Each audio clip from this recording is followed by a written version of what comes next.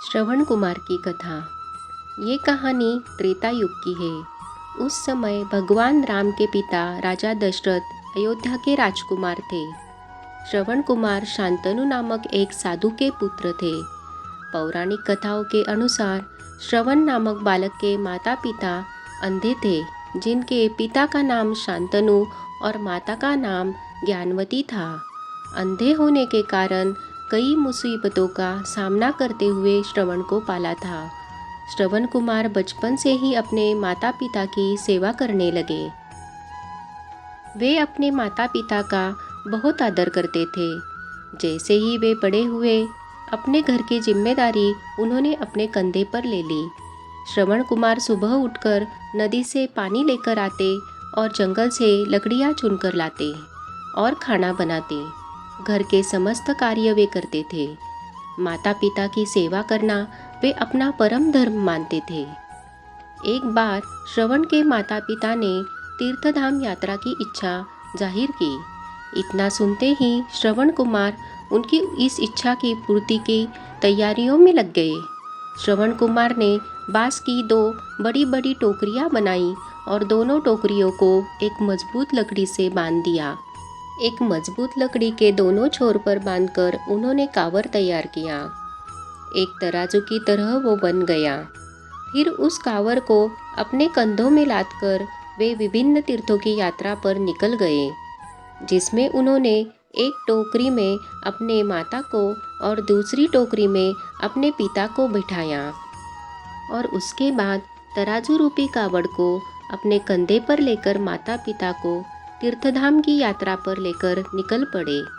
श्रवण कुमार ने अपने माता पिता को एक के बाद एक पवित्र स्थानों पर घुमाने लगे। माता पिता को घुमाते समय उनको उन तीर्थस्थलों के बारे में बताते, क्योंकि उनके माता पिता अपनी आंखों से उस दृश्य को देख नहीं सकते थे। तीर्थधाम यात्रा के दौरान श्रवण हर रोज जंगल में कहीं न कहीं उचित स्थान देखकर ठहरते और वे अपना चूल्हा जलाने के लिए जंगल से लकड़ियां बटोर कर लाते और फिर वे अपने माता पिता के लिए खाना बनाते। श्रवण कुमार को इतनी मेहनत करते देख उनके माता पिता हमेशा यह सोचते थे कि वे कब इस उलझन से मुक्त हो पाएंगे। जब लोगों ने देखा कि एक बेटा अपने अंधे माता पिता की इतने समर्पण से सेवा कर रहा है, तो उनका नाम मातृपितृ भक्त श्रवण कुमार के रूप में प्रसिद्ध हुआ। यात्रा के दौरान एक दिन श्रवण कुमार अयोध्या के पास रुके थे। उसी दौरान उनके माता पिता ने उनसे पानी पीने की इच्छा बताई। श्रवण कुमार को पास में एक नदी दिखाई दी। उसने अपने माता पिता से कहा, आप आराम करें, मैं आपके लिए पानी लेकर आता हूँ। इसके बाद श्रवण घड़ा लेकर पास के तालाब से पानी लेने गए। जब श्रवण कुमार तालाब से पानी भर रहे थे, तो उनके घड़े से ऐसी आवाज़ निकल रही थी जैसे कोई जानवर पानी पी रहा हो। ठीक उसी समय अयोध्या के राजकुमार दशरथ शिकार के लिए आए थे। राजकुमार दशरथ के पास शब्दभेदी बाण चलाने की विशेष कला थी, जिसमें वह केवल ध्वनि सुनकर अपने बाण को सटीक निशाने पर मार सकते थे। श्रवण कुमार अपने माता पिता के लिए पानी भर रहे थे। उनके बर्तन से निकलने वाली ध्वनि राजकुमार दशरथ के कानों तक पहुंची। राजकुमार दशरथ को लगा कि कोई जानवर तालाब में पानी पी रहा है और उन्होंने उसी ध्वनि की ओर अपना बाण छोड़ दिया। जब बाण श्रवण कुमार के शरीर पर लगा तो उन्होंने जोर से चिल्लाया।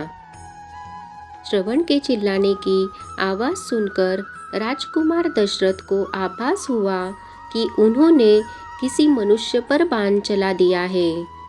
फिर राजा दशरथ धीरज बांधते हुए श्रवण के पास गए और पूछा कि वो कौन है। मुझसे बहुत बड़ी भूल हो गई, मुझे माफ़ कर दीजिए, मुझे नहीं पता था कि यहाँ कोई मानव होगा। श्रवण कुमार ने कहा, यहाँ से थोड़ी दूर मेरे माता पिता बैठे हैं, उन्हें काफ़ी प्यास लगी है, आप इन तक ये पानी पहुँचा दीजिए, इतना कहते कहते उन्होंने अपने प्राण त्याग दिए। राजा दशरथ शर्म से अपना मुंह नीचे किए जल लेकर उनके माता पिता के पास पहुँचे। वहाँ पहुँचकर जब राजकुमार दशरथ ने उन्हें जल पीने के लिए कहा, तब वे दोनों दशरथ से पूछने लगे, तुम कौन हो और हमारा बेटा श्रवण कहाँ है? तब मन में दुखी होते हुए राजा दशरथ ने उन्हें सारी बात बताई। दशरथ ने कहा वे उनके अपराधी हैं और उनकी भूल की वजह से उनके पुत्र श्रवण कुमार की मृत्यु हो गई है। अपने इकलौते पुत्र की मृत्यु की खबर सुनकर श्रवण के माता पिता बुरी तरह से रोने लगे। पुत्र वियोग में रोते रोते श्रवण कुमार की माता ने अपने प्राण त्याग दिए। श्रवण कुमार के पिता ने राजा दशरथ को श्राप दिया। उन्होंने कहा, आज जिस तरह से मैं पुत्र वियोग में मर रहा हूँ, ठीक उसी प्रकार तुम्हारी भी मृत्यु पुत्र वियोग के कारण होगी। और उसके बाद श्रवण के पिता ने भी अपने प्राण त्याग दिए। तीनों की मृत्यु के बाद राजकुमार दशरथ दुख और ग्लानि से भरे हुए तीनों का अंतिम संस्कार किया।